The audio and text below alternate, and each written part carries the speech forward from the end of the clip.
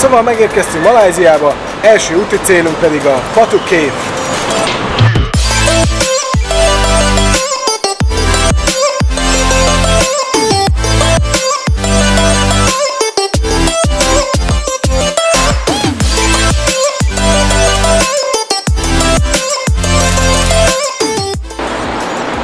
Szóval hát egészen pontosan Kuala Lumpurban vagyunk, ami Malajzia fővárosa.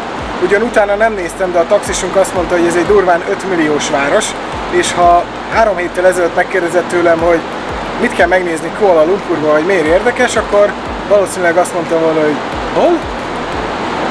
A Batu Cave-ről később még többet mesélek, de engedjétek meg, hogy egy pár dolgot elmondjak az első benyomásokat Malajziáról, ahogy megérkeztünk. Tehát Tájföldről jöttünk, ugye Phuketen töltöttünk 2 hónapot, ami mindenütt össze-vissza házak, rendezetlenség, kábelek, stb. És úgy kell keresni a szép helyeket, legalábbis így fotós szemmel én nem voltam eldőlve a helytől, megmondom őszintén. Aztán megérkezel ide Malajziába, amiről nem tudsz semmit, azt hiszed, hogy ez csak így, ez egy ilyen 20. rangú ország, és azzal szembesülsz, hogy minden szuper modern, gyönyörű, rendezett, és ez már még olcsó is. Úgyhogy most vonattal elutazunk, vagy illetve megkeressük ezt a Batu Cave-et, ami ráadásul már az első vonatunk is zseniális volt. Egy olyan vasút, mint Amerikában van, hogy gyakorlatilag a város fölött megy, a forgalom fölött, a házak között, elképesztően zseniálisan néz ki. Utána egy transferbuszjárattal tovább hoztak minket egy másik vasútállomásra, ahonnan pedig egy normál vasúttal megyünk tovább. Durván 1 óra alatt fogunk valószínűleg odaérni.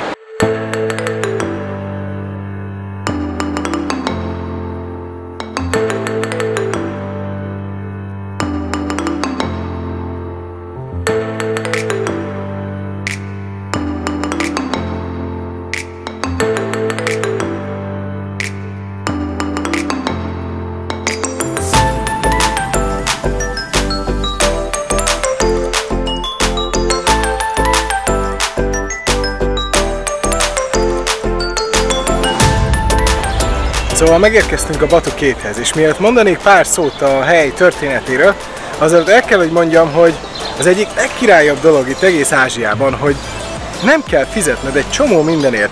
Itt vagyunk, ez egy hatalmas látványosság, egy óriási barlang, kiépített barlang, benne egy nagy hindu templommal, óriási szobrokkal, itt már több mint 100 éve építenek újabb és újabb érdekes dolgokat, és mindez ingyenes, bemehetsz, megnézheted, nem kell érte semmit fizetni, ami mondjuk hozzáteszem nem teljesen igaz, mert maga a főbarlang, a nagy barlang, a templom teljesen ingyenes, a környezetét teljesen körbejárhatod, viszont vannak a barlangnak olyan részei, ahova már viszont csak idegenvezetővel mehetsz be, és az fizetős. Menjünk egy kört csak itt a bejárat körül.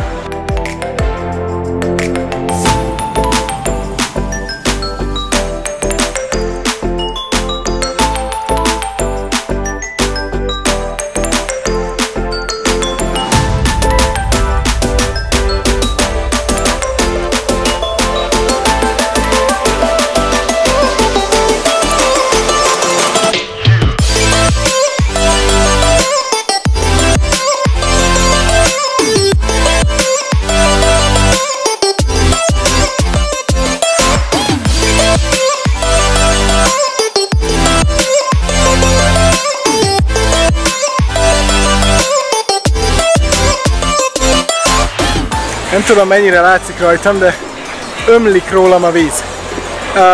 Egy kőhajításnál vagyunk az Egyenlítőtől, tehát március eleje ide vagy oda, elképesztő meleg van. Most ezt azért mondtam el, mert hogy most a környezetét ugye bemutattam a cave-nek, de most bemegyünk. És ahhoz, hogy bemegyünk, ehhez kb. 100 méter szintkülönbséget kell megtennünk egy 272 lépcsőből álló betonlépcsőn.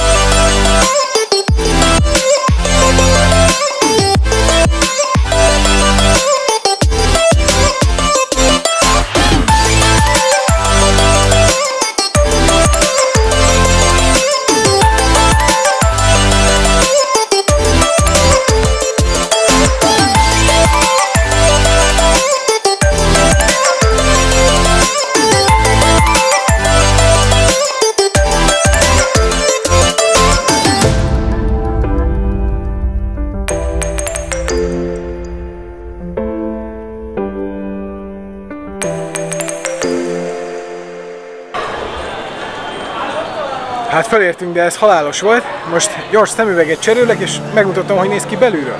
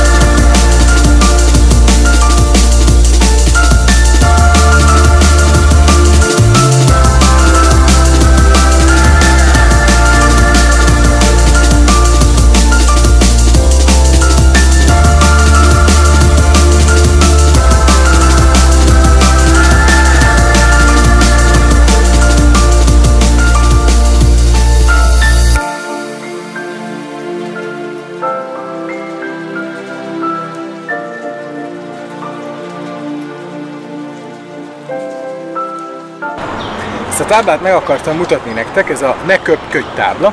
Az ember azt gondolná, hogy alap, hogy az ember nem köpködik, csak ez nem így van Ázsiában, se Tájföldön, se itt Malajziában eddig. Több helyen láttuk ezt a táblát, és tök jogos. Villámgyors történelem óra. Úgy tűnik Ázsiában minden úgy kezdődik, hogy a betelepülő kínaiak, ez a történet is így kezdődik, 1960-ban idejöttek, kikaparták a sok denevérszart a barlang aljáról, elhordták a földjeikre, hogy így jobb legyen a termés.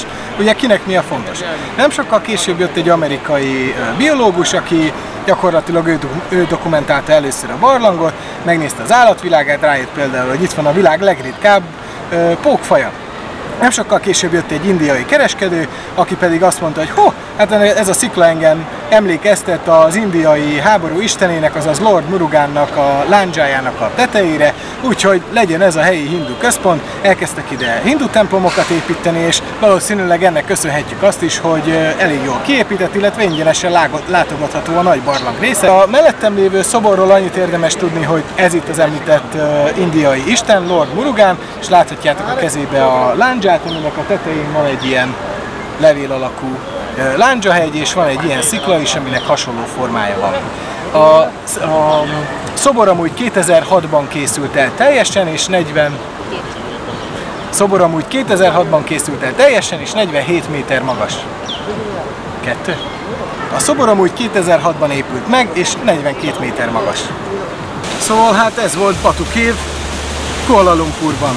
Nem tudom, hogy mennyire sikerült átadnom az egész helyet, de amúgy lélegzetelállító, fenomenális.